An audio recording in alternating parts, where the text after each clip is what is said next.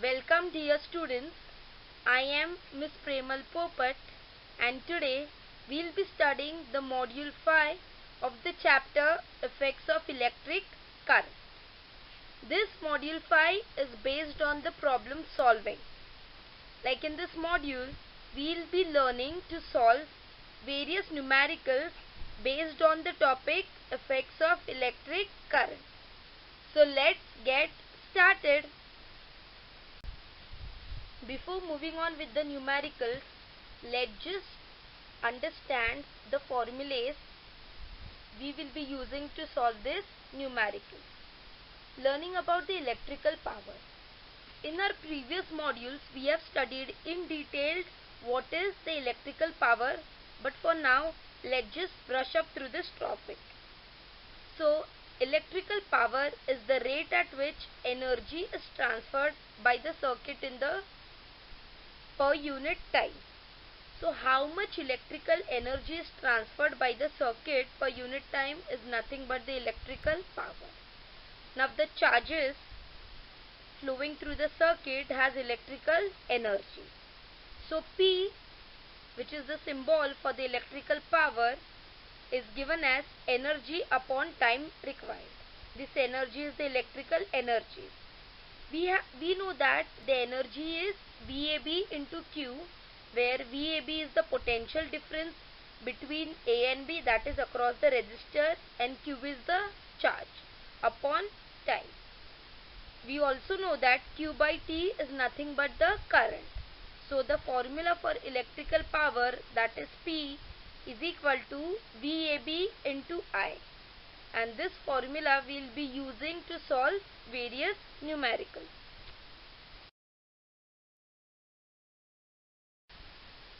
Energy transfer in an electrical circuit.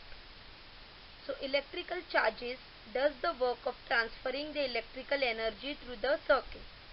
So during this transfer, when the electrical charges come across the resistor, the electrical energy possessed by the charges is converted into heat energy.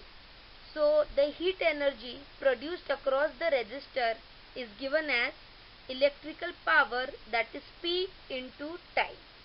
Now in the previous slides we have derived the formula for electrical power, which is VAB into I.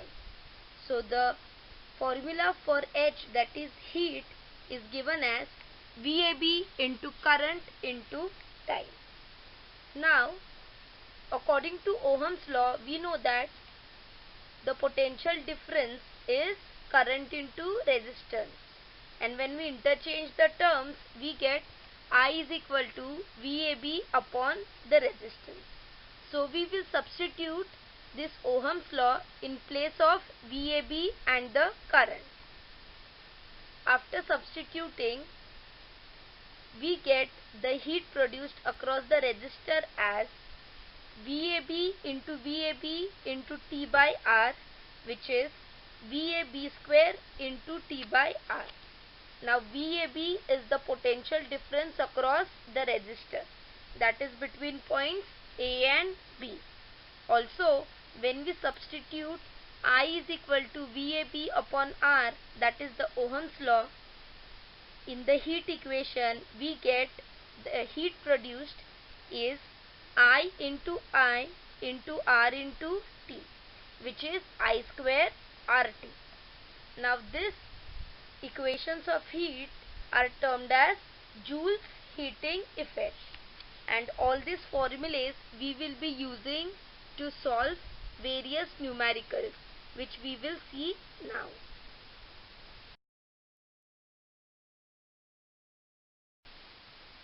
So we have derived all the formulae which we will be needing to solve various problems. So let's proceed with the numerical. The first question is, a 6-meter long wire made from an alloy, nichrome, is shaped into a coil and given for producing heat. It has a resistance of 22 ohms. Over here a nichrome wire is used and it is shaped into a coil, and it is given for producing heat. The wire is 6 meter long and the resistance of the wire is 22 ohms. Can we get more heat if the wire is cut into half of its original length and shaped into a coin? For getting energy, the two ends of the wire are connected to a source with a potential difference of 220 volt.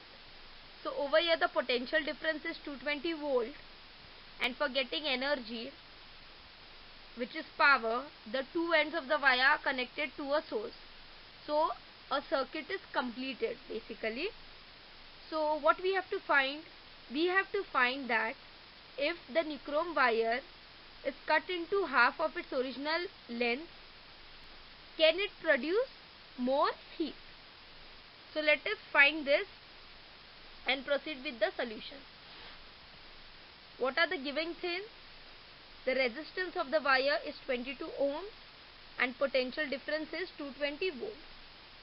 Now for a coil of whole wire, that is a wire which is 6 meter long. So what will be the power? In the previous slide we have derived the formula for power, which is V square upon R, where V is the voltage and R is the resistance. We know the potential difference, that is V, which is 220 volt, and resistance, which is 22 ohms. So we'll put these values in the formula and we'll get 220 the whole square upon 22, which is 2200 watts.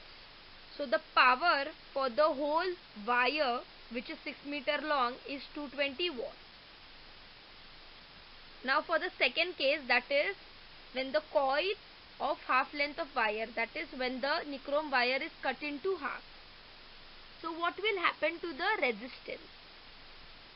Students, in our previous standards we have studied about the formula for resistance, which is R equals rho into L by A, where rho is the resistivity of the material, L is the length of the wire, and A is the area. So resistivity is nothing but the electrical resistance of the conductor, like how much resistance the wire has to stop the current flow, that is to restrict the current flow. So from this formula we can see that the resistance is directly proportional to the length of the wire. So that means if the length of the wire increases, the resistance will increase, and if the length of the wire decreases, the resistance will also decrease. So in our case, the wire is cut into half. That means the length of the wire is decreased. So in our case, the resistance will also decrease. Now since the length of the wire is cut into half, the resistance will also be half. So over here we have resistance as 22. So it will be half of 22, which is 11. Now we know the potential difference is 220 and resistance is 11. So we will put all these values in the formula and we'll get the equation as power is 220 square upon 11, which is 4400 watts. So the power of the wire when it is cut into half is 420, that is 4400 watts. This means that more heat will be obtained after cutting the wire into half. So over here we can see the power when the wire is cut into half is more than when the wire is whole, that is 6 meter long. So basically more power, that means more heat will be obtained after cutting the wire into half.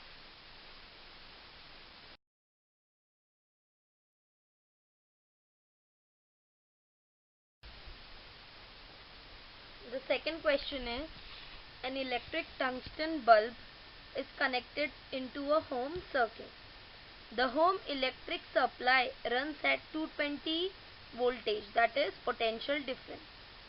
When switched on, a current of 0.45 amperes flows through the bulb. So in this case, we have the current which is 0.45 amperes and the potential difference, which is 220 volts. What must be power in watts of the bulb? We have to calculate the power of the bulb, and if it is kept on for 10 hours, how many units of electricity will be consumed. So let's begin with the solution. The given is potential difference is 220 volts. Current is 0.45 amperes. Over here we have to calculate the power of the bulb. We know the formula for power, which is potential difference into current, right? Let's just substitute the values. After substituting, we get power is 220 into 0.45 watts. After multiplying these two values, the answer which we get is 99 watts. So the power of the bulb is 99 watts. In the second case, we have to find out how much units of electricity will be consumed by the bulb in 10 hours. So the bulb must be of power 99 watts.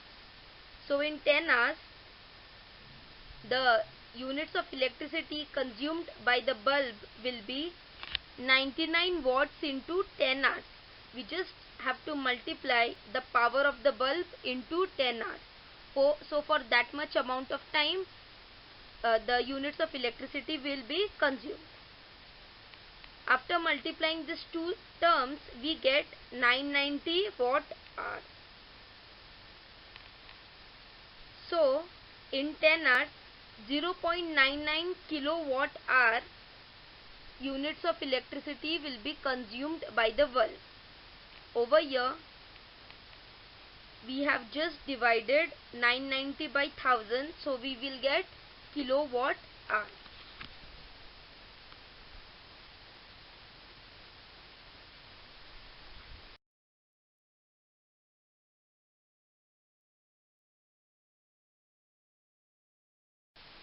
Proceeding with the third question. So the question is, an electrical iron uses a power of 1100 watts when set to a higher temperature. If set to a lower temperature, it uses 330 watt power. Find out the electric current and the respective resistances for the two settings.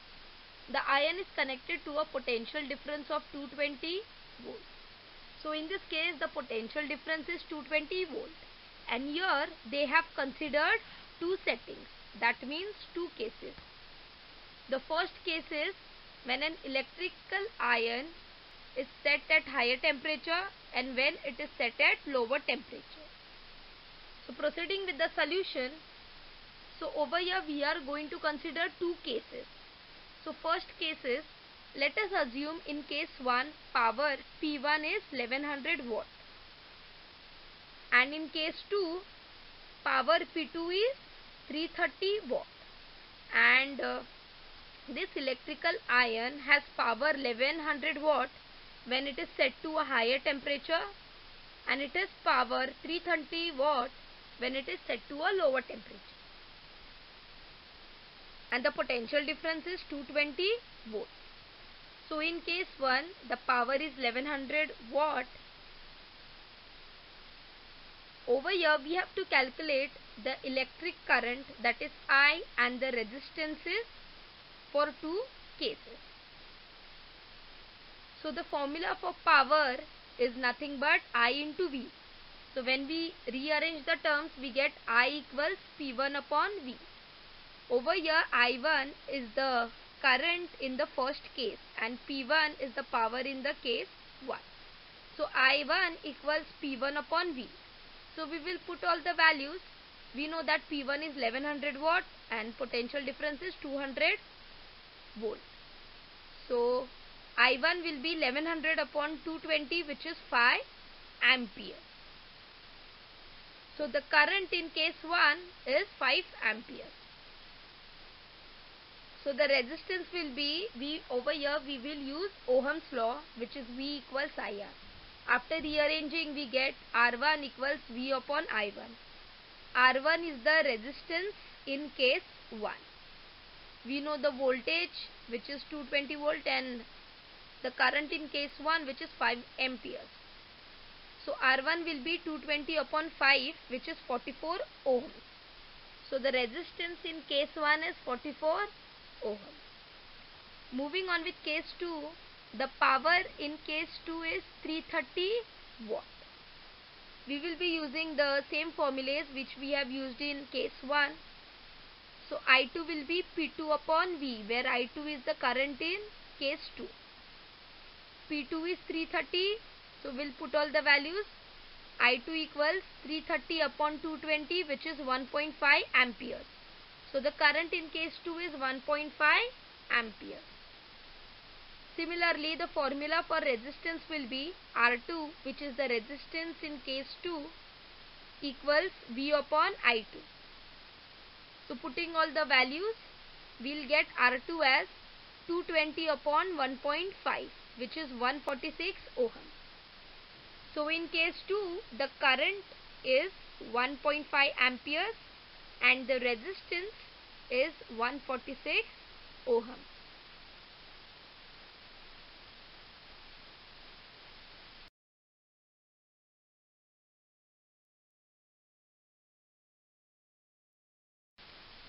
Beginning with the fourth question.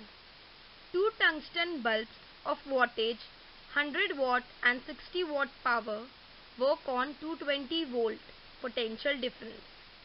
If they are connected in parallel, how much current will flow in the main conductor? So in this case, two tungsten bulbs are given where the power is 100 watt and 60 watt. Also the potential difference is 220 volt. So we have to calculate the current that will flow in the main conductor when these two bulbs are connected in parallel.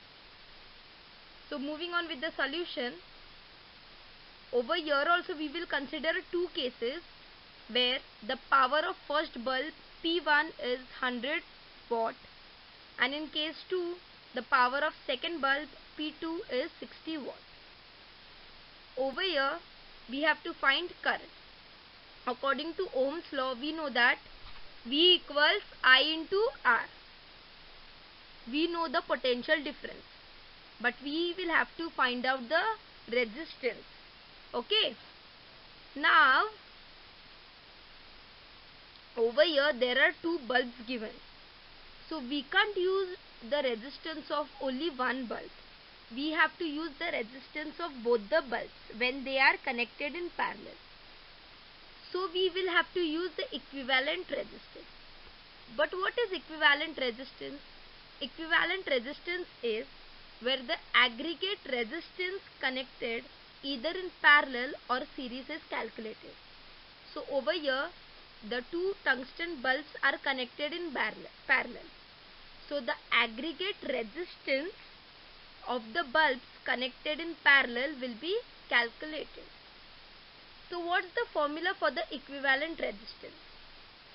R equivalent, which is nothing but the equivalent resistance of both the bulbs, is R1 into R2 upon R1 plus R2.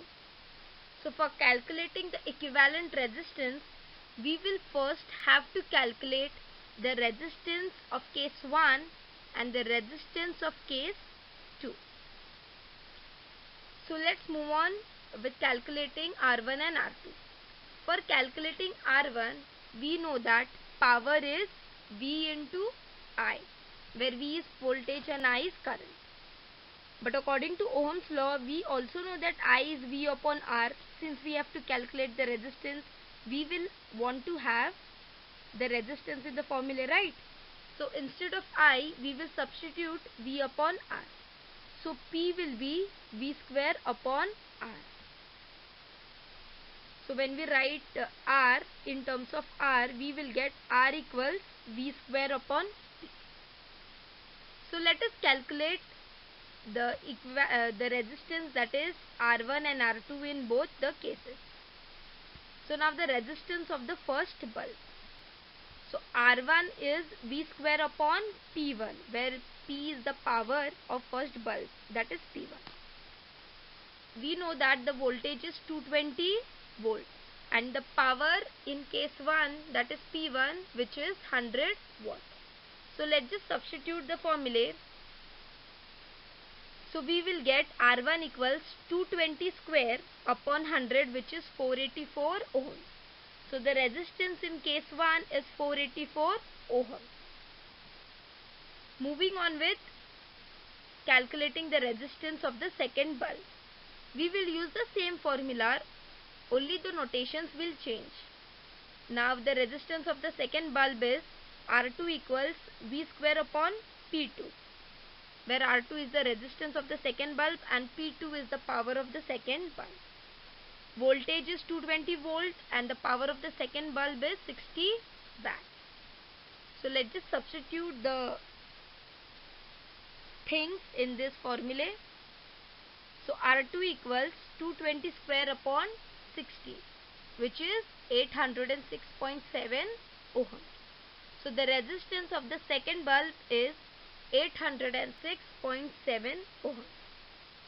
Now we know R1 and R2. So now we can calculate the equivalent resistance, which is the aggregate resistance of the two bulbs connected in parallel.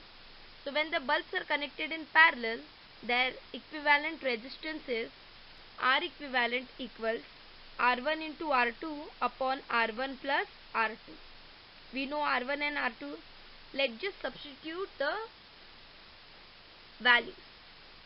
So R equivalent equals 484 into 806.7 upon 484 plus 806.7. After calculating, we get R equivalent as 302.5 ohm. Now students, over here we have to calculate the current.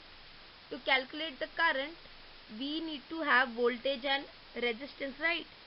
We have both the values, that is the potential difference and equivalent resistance. We just have to substitute. So the current flowing in the main conductor is I equals V upon R equivalent, which is 220 upon 302.5, and the answer is 0.72 ampere. So the current that will flow in the main conductor is 0.72 ampere.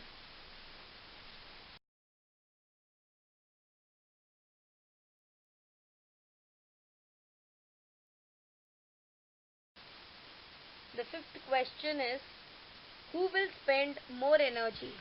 500 watt TV set in 30 minutes or 600 watt heater in 20 minutes? Over here, we will have to calculate the electrical energy for the TV set and the heater. The power for the TV set is 500 watt and the power of heater is 600 watts. And we also know the time for TV set and heater. We know that electrical energy is power into time. So for the first case, that is for TV set, power is 500 watt and time is 30 minutes. But students, over here we will have to convert this time into seconds just to obtain the standard result. So T is equal to 30 minutes. We know that 1 minute is 60 seconds. So over here 30 minutes will be 30 into 60. Similarly, the electrical energy for the TV set is 500 into 30 into 60, which is 9 lakh joules. Similarly, for the heater, power is 600 watt and the time is 20 minutes. Over here the time in seconds will be 20 into 60. So the electrical energy for heater is 600 into 20 into 20, which is 7,20,000 joules. We had to find who will spend more energy. Over here from both the results, it is clearly understood that the electrical energy of the TV set is more than that of heater. So, but naturally the TV set will consume more electrical energy. So this was all about the numericals which are there in the chapter effects of electric current.